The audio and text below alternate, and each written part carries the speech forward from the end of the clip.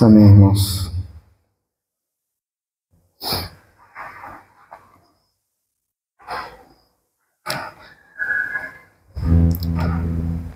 Queridos, quantos que viram aquele documentário que eu mandei no grupo da igreja? Quantos viram e ouviram? Levante a mão. Uma fé não fingida. Os irmãos lembram que eu mandei? Ninguém viu?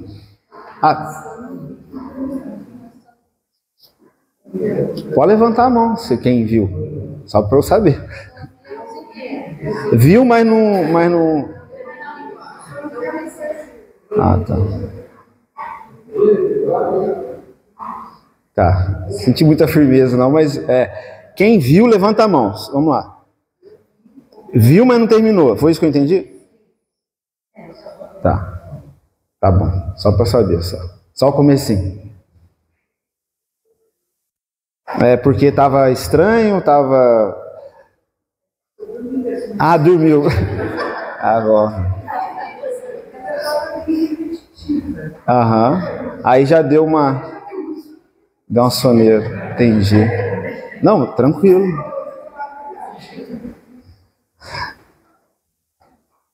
Alguém... Será que eu mandei o certo mesmo, né? Uma fé não fingida, né? Mandei lá, né? Tá certo. A gente vai dar continuidade ao assunto ainda de guerra espiritual. Hoje nós iremos falar sobre que a guerra, ela é do Senhor. E iremos usar como base da nossa reflexão o texto de 2 Crônicas, capítulo 20. Eu já preguei essa mensagem, esse texto com os irmãos. Inclusive, foi a primeira mensagem desse ano, no culto de domingo à noite. Depois do culto de Ano Novo, no outro domingo, eu compartilhei com os irmãos uma mensagem baseada nesse capítulo de 2 Crônicas, capítulo 20. Onde nós vemos a vitória do povo de Deus, liderada pelo rei Josafá, contra seus inimigos. E eram muitos os inimigos do povo de Deus. Mas o que se destaca na passagem é que esta guerra, o Senhor entra e concede vitória ao seu povo. Porque essa guerra é do Senhor. E nós iremos ler esse texto, apesar de ser um texto do Antigo Testamento, nós vamos buscar extrair desse texto princípios eternos, espirituais, que servem para nós nos dias de hoje, para que juntos possamos guerrear bem essa guerra que é a do Senhor. Então, a gente não vai fugir do assunto, a gente só vai com essa passagem ilustrar melhor tudo aquilo que nós já estamos falando. E eu quero ler apenas alguns versos iniciais que são centrais dessa passagem. O verso 12, 2 Crônicas 20, 12. Nós iremos meditar em todo o capítulo, mas eu quero introduzir com esse versículo 12 que diz assim: Ah, nosso Deus, acaso não executarás tu o teu julgamento contra eles, contra os inimigos? Porque em nós não há força para resistirmos a essa grande multidão que vem contra nós, e não sabemos nós o que fazer. Porém, os nossos olhos estão postos ou fixos em ti. Todo o Judá estava em pé diante do Senhor, como também as suas crianças, as suas mulheres e os seus filhos. Então veio o Espírito do Senhor no meio da congregação sobre Jaziel, filho de Zacarias, filho de Benaia, filho de Jeiel, filho de Matanias, levita, dos filhos de Asaf. E disse: dai ouvidos, todo Judá, e vós, moradores de Jerusalém, e tu, ó rei Josafá, ao que vos diz o Senhor: não temais, nem vos assusteis, por causa desta grande multidão, pois a peleja não é vossa, mas de Deus. Pois a batalha não é vossa, mas de Deus. A guerra é do Senhor. Amém? Amém. Essa passagem, ela nos descreve a vitória do povo de Israel, liderada pelo rei Josafá, contra os moabitas, os amonitas. E a partir dessa narrativa, eu gostaria de destacar algumas atitudes fundamentais. Talvez sejam 5 atitudes fundamentais que precisamos ter para entendermos que existe um jeito certo, prudente, da gente batalhar essa guerra. Nada diferente do que já vimos até aqui. Mas espero que o Espírito Santo nos dê mais clareza a respeito do que de fato importa. Qual deve ser a nossa atitude diante dessa guerra espiritual do qual nós estamos sendo convocados pelo Senhor, né? E os filhos de Deus, os filhos da luz, têm uma prudência própria. As irmãs ontem meditaram sobre prudência, né? Existe uma prudência própria dos filhos da luz.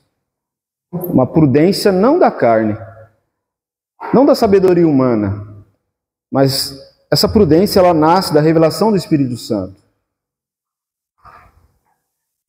E diz o texto aí no capítulo 20, a partir do versículo 1. Todos comigo? 2 Crônicas 21.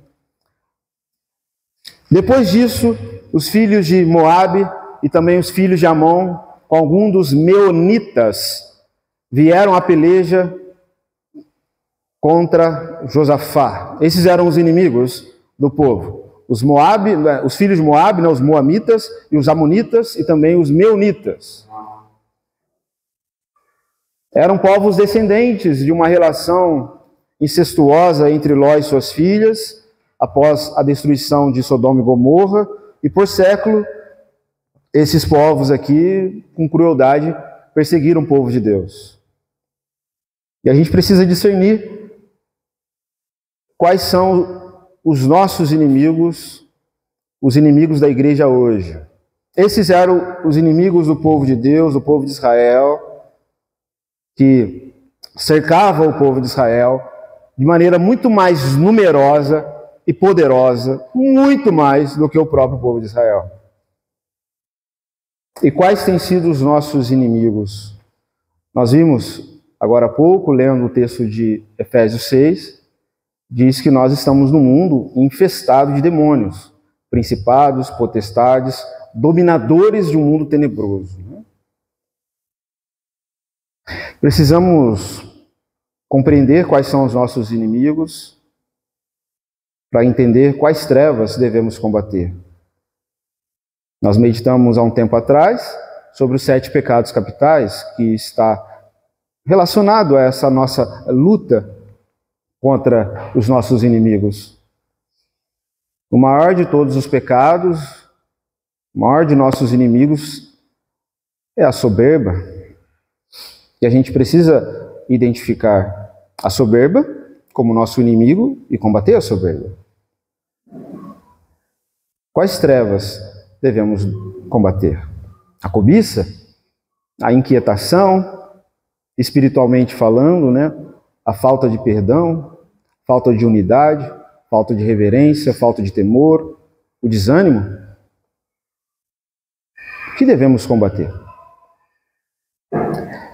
O que tem nos oprimido? O que tem gerado esse espírito inquieto, deprimido, indiferente, irreverente, desanimado de nossa época? Precisamos discernir isso. Verso 2, continua o texto, dizendo que vieram então alguns que avisaram a Josafá sobre os inimigos. Estamos aqui o tempo todo alertando, né? Ó, existe um mundo tenebroso, um mundo jaz no maligno. Por todos os lados, Satanás está querendo nos seduzir para nos destruir. Olha os 7 pecados capitais. Olhe para o mundo. Você já identificou isso? Você já identificou isso na sua vida, na sua casa? Aí alguém chegou para Josafá, avisar Josafá.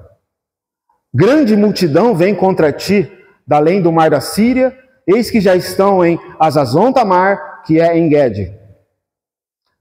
Então, Josafá, depois dessa notícia, de que alguém avisando de maneira alarmante a respeito dos seus inimigos, e que eram muito mais fortes do que o povo de Israel, muito mais, sem comparação, Josafá teve medo. Aparece aí no verso 3. Então Josafá teve medo e se pôs a buscar o Senhor e apregoou ou proclamou um jejum para todo o povo. Ele teve medo. Nós também, muitas vezes, temos medo. Quando a gente lê, às vezes, passagem falando a respeito dos nossos inimigos, que nos cercam por todos os lados. Quando nós estudamos os pecados capitais e percebemos que muitas vezes esses pecados estão na nossa vida, na vida dos nossos filhos, na vida de nossa família, a gente não tem força para lutar contra isso. E se a gente não tem força, se a gente está sendo dominado por esses pecados, é sinal que o demônio está dominando a nossa vida, a nossa mente. E a gente é alertado isso, olha, é isso mesmo. Ele teve medo, se assustou, a circunstância era pavorosa. Seus inimigos aqui eram violentíssimos, além de gigantescos. Mas o medo, ele veio e é humano. Nós teremos medo muitas vezes. Quantas vezes o poderio do mal vai se agigantar contra nós e perceberemos que nós somos fracos diante desse mal, que nós não temos força, que nós não sabemos o que fazer, né? É aquilo que vimos em Efésios 6:2. Estamos num mundo cheio de principados, potestades, dominadores, forças espirituais que estão nos ares. O livro de Apocalipse diz que o povo de Deus é como uma mulher pronta para dar à luz, e diante dela vem um dragão gigante, com 7 cabeças, 10 chifres, uma cauda gigantesca, capaz de destruir 1/3 da terra, do céu, na verdade, né? E a gente olha para Apocalipse e vê aquela simples mulher, humilde, pronta para dar à luz. E a gente pensa, o que vai ser dessa mulher diante de um dragão gigantesco, com um monte de cabeça, cuspindo fogo para todo lado? É o povo de Deus em guerra. É isso que João está mostrando para nós lá em Apocalipse. Não, isso aqui é o povo de Deus em guerra. Como não ter medo? Nós seremos atingidos muitas vezes pelo medo. Isso faz parte da vida humana, faz parte dessa guerra. Vamos sentir aflição, desespero, vontade às vezes de tirar a própria vida, para nos poupar de sofrimentos maiores. E não devemos nos culpar por sermos assim, seres humanos frágeis e medrosos. Mas o que importa nessa guerra é a atitude que nós devemos tomar diante daquilo que nos amedronta. E o medo, quando ele toma conta de nossa vida, ele nos paralisa. Mas o que importa é a atitude. Qual foi a atitude de Josafá? Não só a dele, mas de todo o povo. Josafá foi buscar o Senhor. Essa é a atitude. Simples assim, né? Diante dos medos, dos temores, Josafá foi buscar o Senhor. Nada como uma boa crise para buscarmos mais e mais o Senhor. Bendito medo é esse, que nos faz perceber que em nós não há força, e essa fraqueza nos faz buscar o Senhor.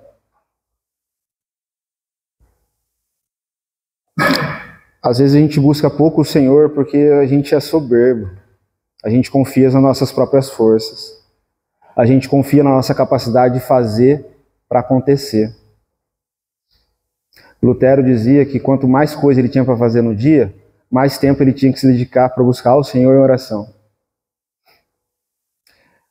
Lembra disso, do Salmo 19? Da soberba, livra o teu servo. Então ficarei livre de tão grande transgressão.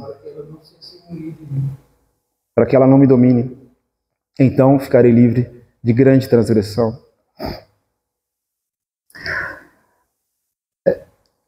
Os grandes despertamentos de movimento de oração brotam do ventre da crise. Do ventre dos medos, de compreender que as coisas não estão boas, né? Grandes avivamentos que teve na história da igreja, eles não foram reflexo de algo bom que a igreja estava passando, vivendo, desfrutando. Não, a igreja, ela desfrutou de certos avivamentos, porque anteriormente havia uma profunda crise no povo de Deus, um profundo domínio do império do inferno sobre as famílias, sobre a igreja, sobre os ministros, uma crise gigantesca espiritual e moral. E o povo, diante disso, um povo remanescente, vamos chamar assim, buscava o Senhor com mais empenho. Porque é quando as coisas apertam, é quando a gente se vê sem saída, como Josafá se viu aqui. É quando nos vemos incapazes, frágeis. É quando somos de fato ameaçados. É aí que buscamos ao Senhor como nunca. E que bênção perceber isso. Que bênção o Senhor te conduzir para esse lugar.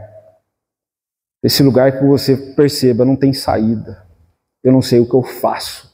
Eu sou frágil. Ameaça de todo lado. Então busca o Senhor. Porque essa é a intenção. Essa é a intenção. Josafá teve medo e se pôs a buscar o Senhor. Priorizou o que é prioridade. Mas estamos numa guerra, temos que fazer isso, temos que correr atrás daquilo, temos que ver os soldados, temos que estudar os inimigos, enfim, temos que fazer muitas coisas numa guerra, com certeza, né? Ainda mais diante de tanto inimigo. Quando a gente diz que a gente tem que priorizar o Senhor, essa prioridade, ela acontece e deve acontecer diante de tantas outras coisas e afazeres importantes que a gente tem que fazer. Porque priorizar o Senhor quando não tem nada para fazer, né? Aí não tem nada para fazer no domingo de manhã, eu não sei, eu acho. O futebol lá não ia ter mais, agora eu vou. Não, não é isso. É diante das crises, de ansiedade, de inquietação, para a gente querer fazer, acontecer. A gente tem que buscar o que é prioridade, buscar a presença do Senhor. Essa aqui é uma atitude de fé. Essa é a vitória que vence o mundo, a vossa fé. Buscar o reino de Deus. Buscar em primeiro lugar o reino de Deus e a sua justiça. Buscarei, me encontrarei se buscar de todo o coração. Diante dos ataques do inimigo, que são muitos, devemos priorizar o que é prioridade. Será que temos sido atacados pelo inimigo? Será? Em uma das mensagens, eu acho que foi a primeira lá de Efésios 6, eu trouxe a seguinte ilustração aos irmãos. Se vocês soubessem, né, que o maior traficante desse país está atrás de você para querer te destruir, como você ficaria? O que você faria? Né? E a gente tem uma gigantesca nuvem de demônio, né, nos atacando por todos os lados. Será que estamos em perigo? Quando olhamos para o nosso cenário brasileiro, cenário mundial também, né? A gente vê antes de ontem, não lembro, aquela blasfêmia, né, que aconteceu nos Jogos Olímpicos, né, contra a fé cristã. Embora muitas daquelas pessoas, e a nossa luta não é contra as pessoas, contra a carne, são escravas ali de um sistema, de uma agenda. Mas até naquilo que o ser humano é capaz de produzir como algo bom, que é o esporte, né? a Olimpíada, a união de todos os povos. Hoje está tão descarado o governo do inimigo que até nesse evento houve uma blasfêmia gigantesca contra o Senhor. Nós devemos nos aperceber disso. E guerrear bem essa guerra e entender que não adianta ficar irritado, se irar, até mesmo contra as pessoas. Pessoas totalmente sem luz, sem Deus, talvez nunca tiveram uma oportunidade de conhecer o verdadeiro Evangelho. E foram criadas, assim como a Europa foi na geração dos meus pais e avós, criadas para odiar tudo aquilo que envolve cristianismo. Muito triste. Ameaças, ataques contra a igreja, contra Cristo. Na família, você acha que isso tem acontecido? Ataques, é muito comum hoje, né? O principal alvo do Satanás são as famílias, né? E mesmo assim a gente ouve sempre essas frases e o inimigo continua atacando e parece que a gente não consegue vencer as batalhas do inimigo contra as famílias. Ele tem atacado as crianças, os jovens, atacado a religião. O que a gente faz nesse contexto? A gente reclama? O inimigo está assim, o inimigo está fazendo isso. Aqueles não estão buscando. A gente reclama, a gente se volta contra as pessoas. Não. A gente busca o Senhor. E diz o texto que ele convoca também um jejum a todo Judá, no finalzinho do verso 3. Irmãos, em meio à guerra, às vezes você pensa que na guerra você está precisando de suplemento, você está precisando de vitaminas, você está precisando de whey protein para ser mais forte. Não, o general da guerra, o rei da guerra, convoca um jejum. Vê se isso tem cabimento. Às vezes a gente fica, eu estou precisando disso, estou precisando daquilo. O que você está precisando de fato? Às vezes é jejuar. Se congregou, verso 4. Judá se congregou para pedir socorro ao Senhor. Também de todas as cidades de Judá veio gente para buscar o Senhor. Aqui são princípios em cada verso, irmãos. Cada verso, princípios para guerrearmos essa guerra do Senhor, que é dele, né? Se congregou. Jejuaram para buscar o Senhor, para ouvir o Senhor. Buscar o Senhor em comunhão uns com os outros. Grande vitória contra o inimigo. Buscar o Senhor em comunhão, em congregar-se, em congregação, né? Judá se congregou para pedir socorro ao Senhor. Houve uma convocação pública. E o povo ouviu essa convocação e se pôs a buscar a presença do Senhor e suplicar seu socorro. E a gente deve aprender isso nessa guerra.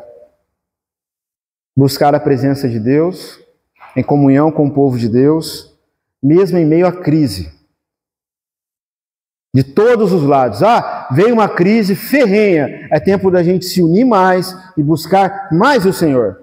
E não ficar dando ibope, audiência. Não perceberam que é isso que o inimigo quer? Que a gente desfoque o olhar. A gente dê atenção. É isso que ele quer. Chamar a nossa atenção para coisas que parecem importantes, mas que não são importantes. Não são importantes para nós. No nosso contexto, aquilo que estamos vivendo em nossa casa, em nossa família, em nossa igreja, não. É buscar a presença do Senhor em comunhão uns com os outros, em comunhão com o povo do Senhor. É por aí que a graça percorre e flui sobre nossas vidas. Difícil isso em meio à crise, né? Muitos são tentados em meio à crise a se isolar. É um grande perigo, porque é um laço do Satanás. Se você em meio à crise se isola, se oculta, é o inimigo te conduzindo como uma ovelha perdida para o abismo. O povo do Senhor encontra segurança na comunhão, onde todos estão juntos buscando ouvir o Senhor, o bom pastor, e caminhar o caminho do Senhor segundo a sua orientação. Então, quando as coisas ficarem assim difíceis, não é a hora de reagir feito um louco e nem de se isolar. É hora de buscar o Senhor como povo do Senhor, para que todos possam ouvir o Senhor e se atentar à guerra do Senhor. Claro que em meio aos ataques, que são muitos, em meio às confusões da mente, porque é uma batalha travada na mente, da qual nós estamos vendo, devido a tantas preocupações e medos, ficamos desorientados. Essa é a intenção de Satanás, nos desorientar, focar o nosso olhar em outras coisas, para que a gente não consiga ouvir o Senhor de primeiro. E quando o nosso coração está assim agitado, é impossível ouvir a Deus, discernir sua voz. Quando o medo e a perturbação de fato são reais, é muito difícil, é impossível.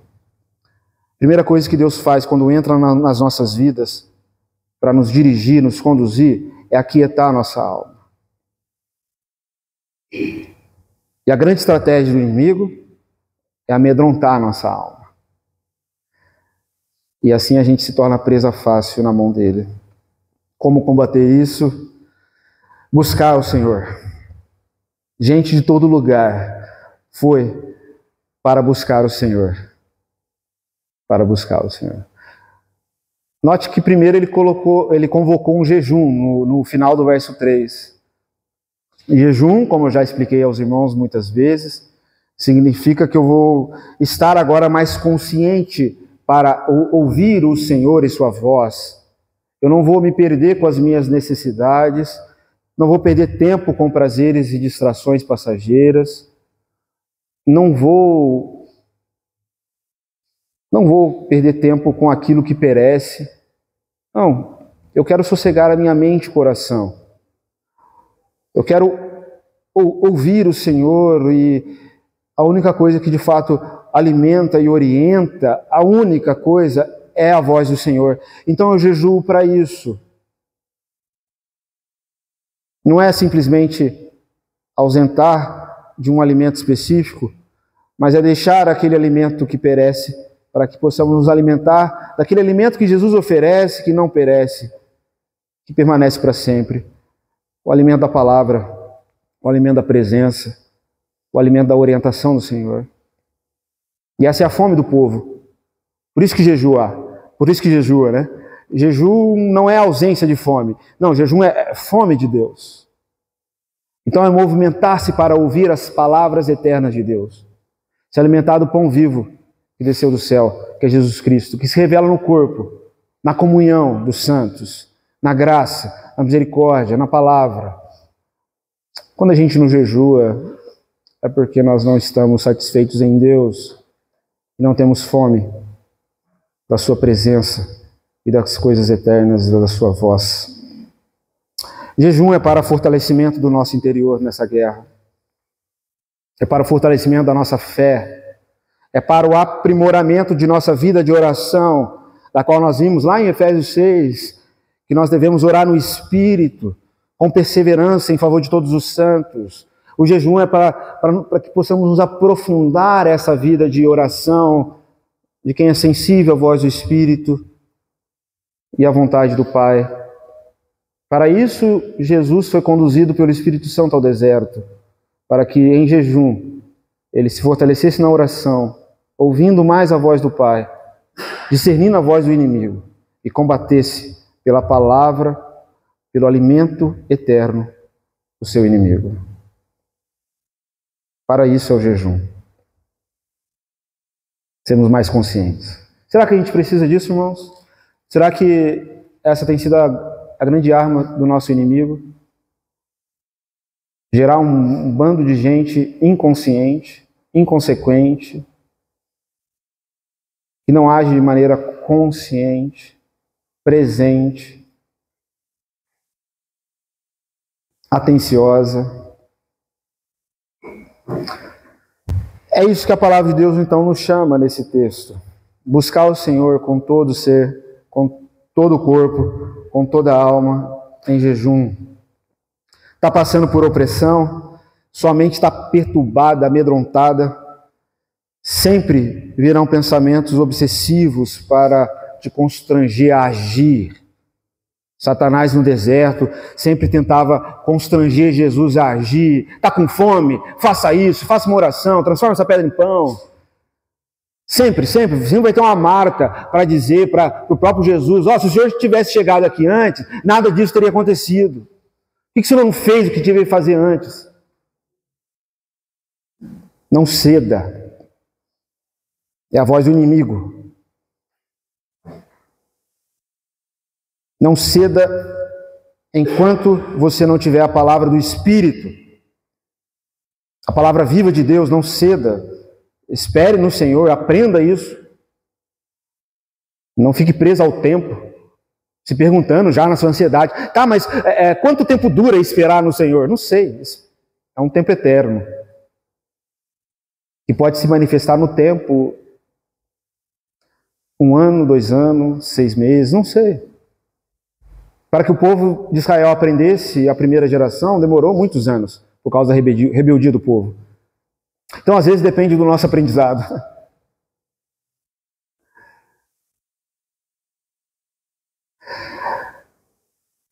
Não haja. Se Deus não falar de maneira viva, se aquilo não for realidade na sua vida, aquilo que vimos em Efésios 6, a palavra do Espírito, tomai a espada do Espírito, que é a palavra de Deus, não ceda. Se você não é conduzido por essa palavra, não ceda. Mas o mundo está me impulsionando a isso, a agir, a fazer. O mundo jaz no maligno. Isso não vai acabar bem. Enquanto Deus não falar com você, ou você vai continuar do jeito que você está, ou você vai piorar. Se você agir de maneira impulsiva. Só Deus pode tirar do nosso coração o peso e a apreensão que chegam por meio de situações desafiadoras, das quais Ele mesmo nos coloca. Situações essas que nos amedrontam.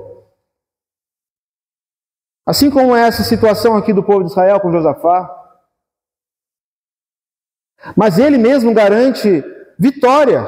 Nele, Ele mesmo garante. Ele mesmo diz: no mundo vocês vão ter aflições. Ele falou isso, não é novidade para nós. Nossa, não sabia. Não é novidade, é uma palavra que Ele empenhou, que Ele falou. No mundo tereis aflições, mas tende bom ânimo. Em mim, em paz, ou melhor, em mim vocês terão paz. Então busque a Deus, ouça a Deus, oriente-se de acordo com a palavra dEle. Porque é Ele que nos coloca nessa guerra, para que o busquemos. Já falei tantos exemplos no decorrer dessas aulas, né? Jó, Paulo, né? Mas vamos continuar aqui no texto. Todos comigo? Tranquilo? Buscar o Senhor? Entendeu aí? Bem? E Josafá orou ao Senhor. Verso 5. Isso também faz parte de buscar o Senhor. Em jejum, com empenho, com o povo de Deus. Josafá colocou-se em pé na congregação de Judá e Jerusalém, na casa do Senhor, diante do pátio novo. Então, não esqueçamos, o contexto aqui é de guerra e o homem vai orar. O homem é rei. Imagina o tanto de coisa que tem para resolver. Né? Mas ele não cedeu. E ele foi orar na casa do Senhor com o povo e disse: Senhor, Deus de nossos pais, porventura não és tu Deus nos céus? Não é tu que domina sobre todos os reinos dos povos? Na tua mão está a força e o poder, e não há quem possa te resistir. Porventura, ó Deus, nosso Deus, não lançastes fora os moradores dessa terra diante do teu povo de Israel, e não deste para sempre a posteridade de Abraão, teu amigo? Habitaram nela, e nela edificaram um santuário ao teu nome, dizendo: se algum mal nos sobrevier, espada por castigo, peste ou fome, nós nos apresentaremos diante desta casa e diante de ti, pois o teu nome está nessa casa, e clamaremos a ti na nossa angústia, e tu nos ouvirás e nos livrarás. A primeira parte da oração de Josafá se concentra na memória daquilo que Deus fez por Israel e também na revelação de quem Deus é. Um princípio básico que é ensinado nas Escrituras para que possamos orar e orar bem. Um dos nossos maiores problemas na oração é quando a gente prioriza na oração os nossos problemas. E a nossa oração acaba sendo aquela lista de problemas e murmurações e preocupações. Precisamos entender que a pedra fundamental da oração é a fé. E fé, em primeira instância, é conhecer e meditar em quem Deus é. Para que possamos também, pela fé, conhecer a sua vontade. Para que possamos, pela fé, nos unir ao Espírito Santo, que intercede em nosso espírito, para que possamos orar como convém. E o Espírito Santo nos ajuda a orar segundo a vontade de Deus. É o que vimos na semana passada. Fé é conhecer a Deus. Quem é Deus? Deus é o nosso Pai. Ao Pai nosso. Ele é santo, Ele é poderoso, Ele é soberano. Quando trazemos a memória de quem Deus é, nós colocamos o foco de nossa oração naquilo que deve ser colocado. Colocamos o foco da nossa oração no nome dEle, no reino dEle, na vontade dEle, no poder que Ele tem. Está se sentindo oprimido, amedrontado? Devemos orar: Senhor, isso tudo parece tão grande, nossas ameaças são gigantescas, nossa fragilidade é gigantesca, mas Tu é maior que tudo isso. Teu, Senhor, é o reino, Tu é a soberania, Tu é a glória. Nada foge do Teu querer, nada, nada. Tudo aqui está de acordo com a Tua vontade. E nós cremos tanto nisso, que a gente não está desesperado, igual um louco, buscando resolver com as nossas próprias forças. Nós estamos buscando o Senhor. Nós cremos tanto nisso, que a gente está buscando o Senhor. Na opressão, na angústia. Porque Tu é maior do que tudo isso. Tudo. Maior que tudo. É assim que, como igreja, nós somos ensinados a orar. Uma oração muito parecida que aprendemos há pouco tempo atrás, há uns 3 finais de semana, a oração da igreja primitiva em Atos dos Apóstolos. Ora de maneira muito parecida, guiada pelo mesmo Espírito. Trazer a memória de quem Ele é. Esse é o foco principal, como Jesus nos ensina na oração do Pai Nosso. Ele é Pai. Em Cristo somos seus filhos. Em Cristo somos irmãos, então é Pai Nosso. É o nome dEle que tem que ser santificado. É o reino dEle que importa, é a vontade dEle. Confiamos no poder que Ele tem. É aí que nós começamos a cultivar fé em nosso interior. E a fé começa a produzir em nós firmeza, revelação, visão, coragem, em meio aos nossos medos, aos nossos maiores inimigos. Verso 10. Agora, pois, eis que os filhos de Amon e de Moabe, os amonitas, os moabitas, e também dos montes Seir, cujas terras não permitistes a Israel invadir, quando vinham da terra do Egito. Mas deles se desviaram e não os destruíram. Eis que nos dão apago, vindo para lançar-nos fora da tua possessão, que nos desse em herança. Aqui, eles estão falando um pouco dos problemas, do que está acontecendo, mas não como quem está reclamando. Apresentar problemas faz parte. Obrigado, Sérgio. Apresentar problema para Deus faz parte. Desde que eu medite sobre quem é Deus, seu nome, seu reino, sua vontade. Devemos falar dos nossos problemas sabendo quem Ele é. Sabendo que nada foge do teu querer. Sabendo que todas as coisas contribuem para o bem daqueles que amam a Deus. Isso faz uma grande diferença, porque o problema não vai ser tanto um problema para nós. Vai ser um lugar para a gente desenvolver a fé e o amor. Para a gente desenvolver a mansidão. Para a gente discernir nos problemas, com paciência, a vontade de Deus. Então, eles estão falando aqui dos problemas. Seus inimigos estão atacando. Faz parte da oração falar sobre isso. Mas não é a base. A base é a firmeza do caráter de Deus. A sua vontade. Segurança na sua palavra. Pureza da sua santidade. E depois a gente apresenta os problemas. E depois de ele apresentar o problema, ele faz uma confissão preciosíssima no verso 12. Todos comigo, né, irmãos? Tranquilo? Amém? Ele diz assim: ah, nosso Deus, continuou aqui buscando o Senhor em oração, né? Ah, nosso Deus, acaso não executarás tu o teu julgamento contra eles?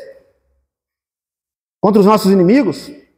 Porque em nós não há força para resistirmos a essa grande multidão que vem contra nós.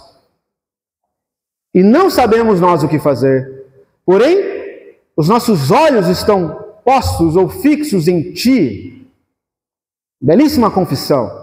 Não de desespero, ó Senhor, esse é o problema. Não temos a mínima noção do que a gente tem que fazer com isso. É uma multidão gigantesca vindo contra a gente não sabe o que fazer, a gente não tem força, sabedoria para resolver nada disso, mas isso é uma atitude de fé. Os nossos olhos, pela oração, né, estão fixos, postos em Ti.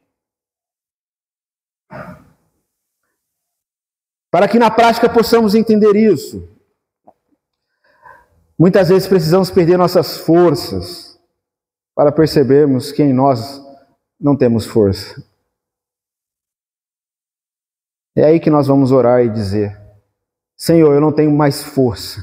Agora é o Senhor para me ajudar. Tem gente que aprende isso muito tarde e sofre sérias consequências. Traz muitas consequências para a sua vida, para a sua família. Mas todo mundo um dia aprende isso. Ninguém nasce sabendo. É um caminho de conversão, de negar a si mesmo, de confiar no Senhor. Em nós não há força, meus olhos estão fixos no Senhor. Isso é um gesto de humildade. Lembra a primeira atitude contra a soberba? A humildade. Em nós não há força. Isso é uma grande atitude de adoração. É uma grande virtude contra os nossos inimigos. Precisamos entender aquilo que Paulo entendeu, que a graça se aperfeiçoa em nossa fraqueza. É isso que ele diz. Minha graça te basta porque o meu poder se aperfeiçoa na fraqueza. Somos fracos, não precisamos achar que somos fortes, não precisamos nos fazer de fortes. Isso é uma idiotice, parecer que somos fortes. O mundo fica mostrando isso, querendo que a gente ache que somos, mas não somos. O que a gente precisa é crer e conhecer o poder de Deus, que se revela em nossa fraqueza. Se revela em nossa fraqueza. É quando nós, pela força da humildade, combatemos a soberba. E pela fé a gente precisa crer no poder dele, na força dele, na armadura dele. Lembra Efésios 6:10? Precisamos crer que ele é todo poderoso. que sua vontade se cumprirá. E se tem uma coisa que esgota, que frustra a nossa vida, é a gente tentar ser Deus, tentar ter o controle, é tentar ser Senhor do próprio destino. É desgastante, porque a gente sempre fica preocupado com aquilo que a gente não deveria se preocupar. Gastamos forças desnecessárias. E o final disso é que a gente vai se sentir impotente e frustrado, né? Não é que nós nos sentimos impotentes, a gente precisa compreender que nós somos impotentes. Nós o somos, mas temos um Deus que é onipotente. E a vida cristã é se unir a Deus. Fortalecei-vos no Senhor, na força do seu poder. Se revistam da armadura de Deus, porque Deus é poderoso, onipotente. Nos revestir da mente de Cristo, seremos capazes de lutar contra todo pensamento contrário a Cristo, todo sofisma que se volta contra Cristo. Porque estamos revestidos dele, ele é todo poderoso. Mas para que a gente receba essa graça de viver sob o poder de Deus, a gente precisa receber essa graça de que nós somos impotentes. Nisso está a nossa fé. Receba a graça de que você é um pobre, miserável, totalmente necessitado e carente de Deus. Jesus mesmo disse em João 15, naquele discurso dele, dizendo ele se é a videira e nós os ramos, ele diz, sem mim vocês não podem fazer nada, nada podeis fazer. Nada ali, no grego, no hebraico, no aramaico, no latim, significa nada. Não, mas tem uma coisinha ou outra que a gente tem que fazer. Nada, sem mim, nada. A gente é chamado no Novo Testamento, também no Antigo, claro, a viver por fé. E o que é a fé? A ideia a palavra grega ali é pistis. É se lançar, é se unir, é ser um. Permaneçam em mim, permaneçam em mim. Revistam-se da armadura. É estar em. Aqueles que estão em Cristo são novas criaturas. Tantas vezes aparece isso. Você se lança, se fixa, permanece nele. Essa é a atitude da fé. É isso que nos traz segurança. O Senhor é a nossa força, é a nossa rocha. Os justos correm para essa rocha e estarão seguros, estarão salvos. Como a gente leu na semana retrasada, Provérbios 18:10. Fé é se lançar, é se unir a Ele. Os nossos olhos estão fixos em Ti.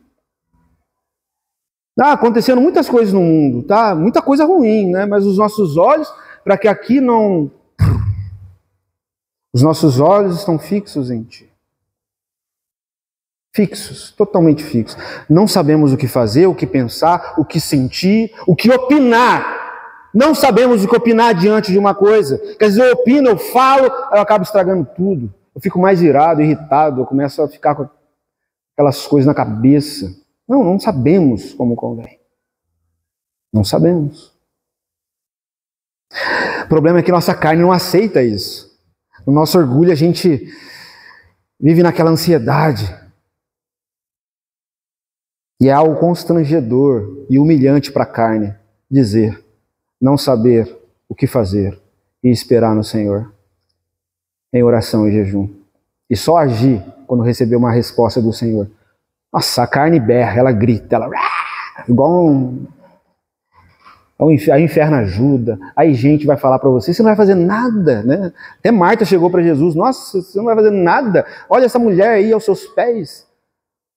Aí vai, não, fixa ali, igual Maria de Betânia, fixa no chão, humildade, aos pés do Senhor, eu não saio daqui, enquanto eu não receber dele revelação.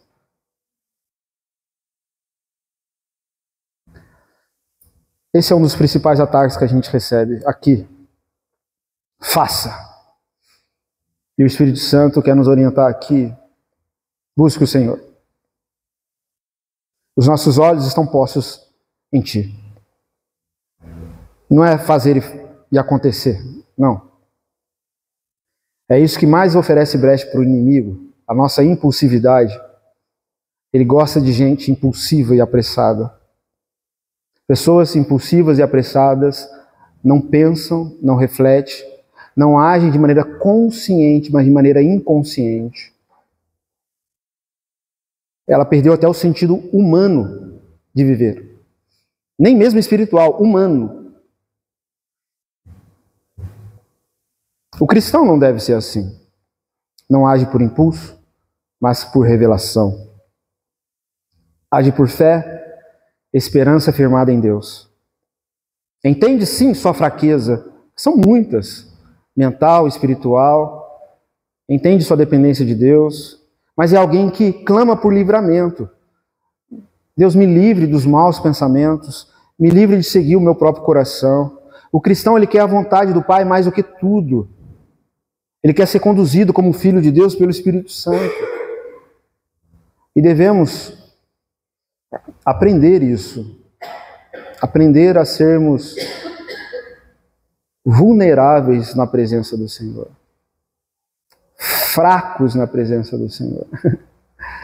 Nos colocar toda a nossa fraqueza mais diante dele, para que ele nos fortaleça.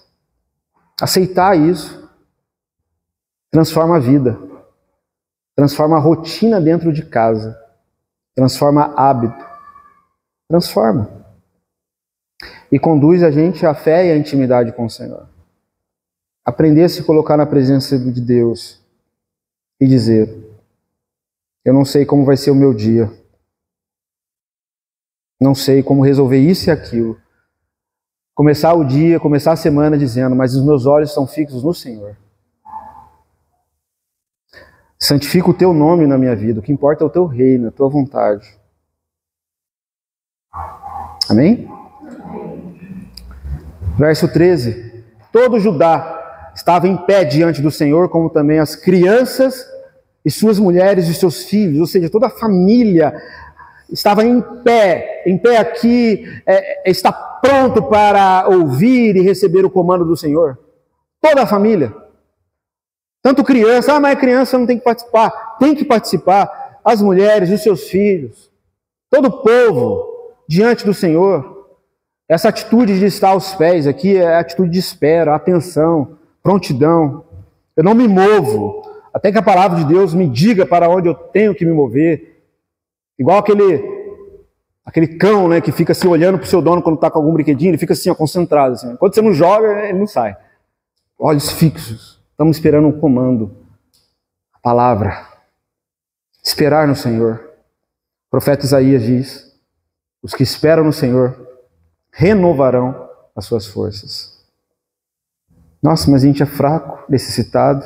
Mas os que esperam no Senhor renovarão. O fruto disso renovarão as suas forças. Estamos esperando, porque esperar exige o que a própria palavra diz, mas exige fé, exige paciência, perseverança na oração e no jejum, na comunhão, no congregar, como prioridade. Exige de nós dizermos: não iremos nos mover, estamos quase surtando nessa luta contra o inimigo em nosso interior, contra a cobiça, contra a ansiedade, contra os pecados mortais. Muitas vozes gritando dentro de mim, muita gente dizendo: faça isso, vá em tal lugar, corra, não perca tempo. Isso tudo tem me movido à agitação e à confusão. A gente tem que pegar a nossa mente, a nossa alma, às vezes fugir para ambientes desertos e fazer o que o salmista diz no Salmo 131, 2. Fiz calar e sossegar a minha alma. Fiz calar e sossegar a minha alma, e ela está em paz diante de mim, porque agora ela espera no Senhor. Eu fiz. Enquanto o Senhor não falar, eu não me movo. Enquanto Ele não falar, não há renovação de força. Aí está a fonte da força e do equilíbrio da alma. E no verso 14 continua: então veio o Espírito do Senhor no meio da congregação sobre Jaziel, filho de Zacarias, filho de Benaia, filho de Jeiel, só nomes interessantes, né? Filhos de Matanias, levita, também os filhos de Asaf. Verso 15. Mas olha só, irmãos, aqui o povo está recebendo, ok? O povo orou, buscou, aí o que veio? Veio o Espírito do Senhor no meio da congregação. Aqui está acontecendo um Pentecostes aqui. O Espírito do Senhor veio, desceu sobre o povo. E disse, verso 15, né? Os povos ali inspirados pelo Espírito Santo: dai ouvidos, todo Judá e vós, moradores de Jerusalém, e tu, ó rei Josafá, ao que vos diz o Senhor: não temais, nem vos assusteis por causa dessa grande multidão, pois a peleja não é vossa, mas de Deus. O povo busca e encontra. Buscai e me acharei, se me buscares de todo o vosso coração. O povo busca com paciência e Deus fala. E Deus fala. É assim que acontece. Se isso não acontecer, estamos totalmente perdidos. Iremos correr atrás do vento. Traremos um péssimo testemunho daquilo que é vida cristã, vida em Cristo e vida no Espírito. Essa é a vida do cristão. O que estamos esperando? Quando esperamos, entendemos que essa batalha não é minha, mas é do Senhor, como diz o texto. Quando esperamos em Deus, o que acontece? Deus fala. Ele tem a promessa de estar conosco, Ele tem a promessa de nos falar. Por meio do Espírito Santo, há muitas promessas de que Ele fala. Deus é que assume o protagonismo. É Ele que nos defende. É Ele que ataca o inimigo, embora eu também tenha participação, eu ataco o inimigo com a verdade, mas com a espada do Espírito. Mas é Deus que está comigo, lutando, guerreando e vencendo. E diz no verso 16, ainda sob inspiração pelo Espírito Santo: amanhã descereis contra eles, eis que sobem pela ladeira de Ziz, encontrá-lo-eis no fim do vale, defronte do deserto de Jeruel. Nesse encontro não tereis de pelejar, tomai posição, ficai parados, e vede o salvamento que o Senhor vos dará, ó Judá e Jerusalém. Não temais, nem vos assusteis. Amanhã saídes ao encontro, porque o Senhor é convosco. O Senhor está no meio de vós. Não tereis de pelejar, tomai posição, ficai parados, e vocês irão ver o salvamento do Senhor. Deus manda assumir essa posição de ficar parado.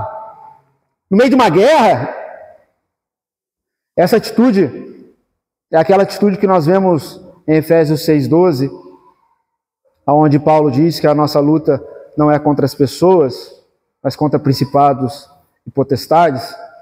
Ele diz no verso 10, portanto, ficai firmes no Senhor e na força do seu poder. É ficar firmes, igual a Maria de Betânia ali aos pés do Senhor, igual eles buscando o Senhor.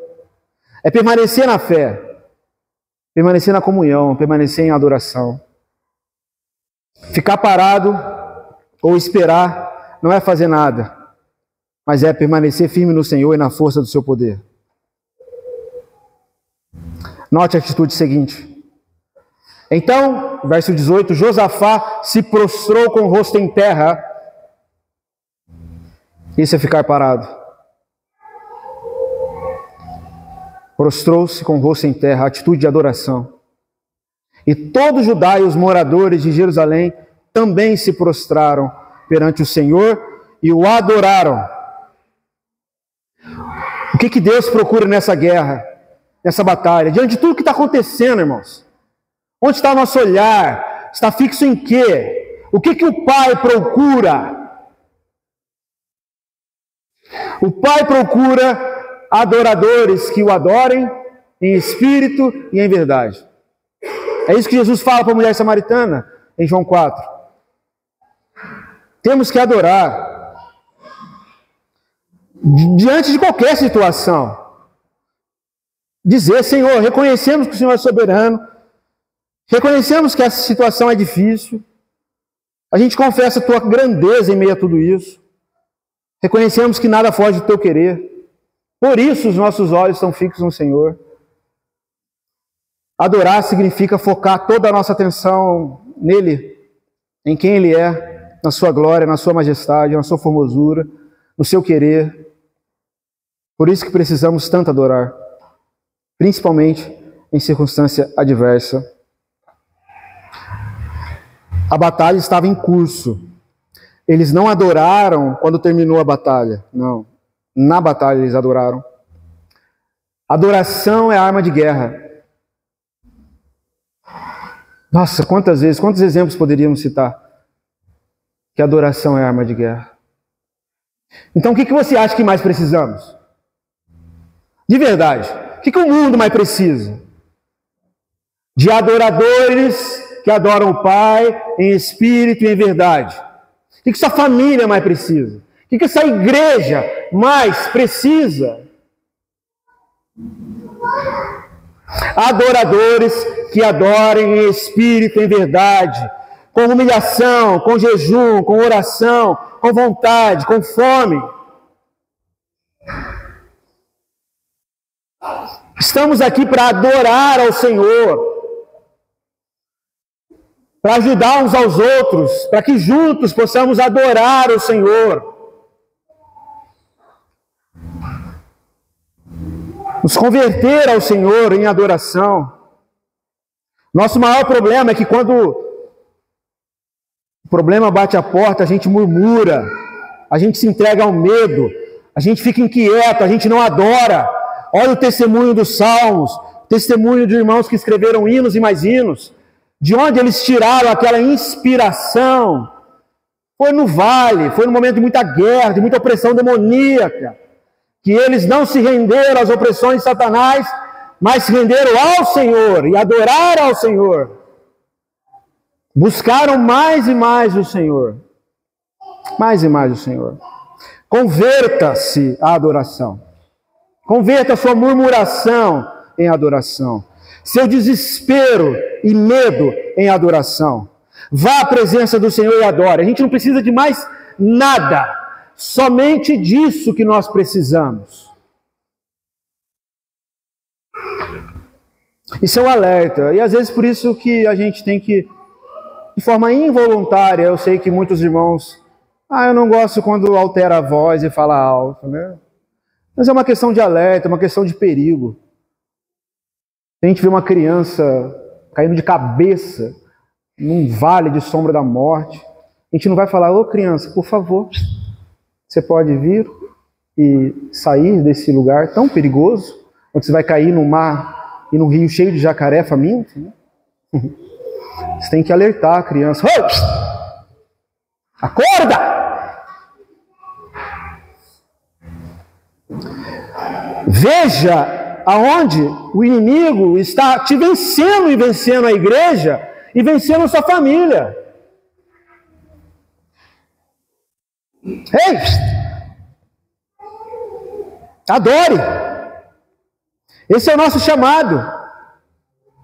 O profeta Isaías, no capítulo 5, ele olha para a terra e diz: está uma desgraça, Senhor, está complicado aqui. E no capítulo 6, ele tem uma visão do Senhor, ele diz: eu vi o Senhor em um alto e sublime trono. Eu vi serafim, eu vi anjo para tudo quanto for lado, com suas asas, cobrindo o rosto, se prostrando e dizendo: Santo, Santo, Santo é o Senhor, Deus dos exércitos, o céu e a terra estão cheios da sua glória.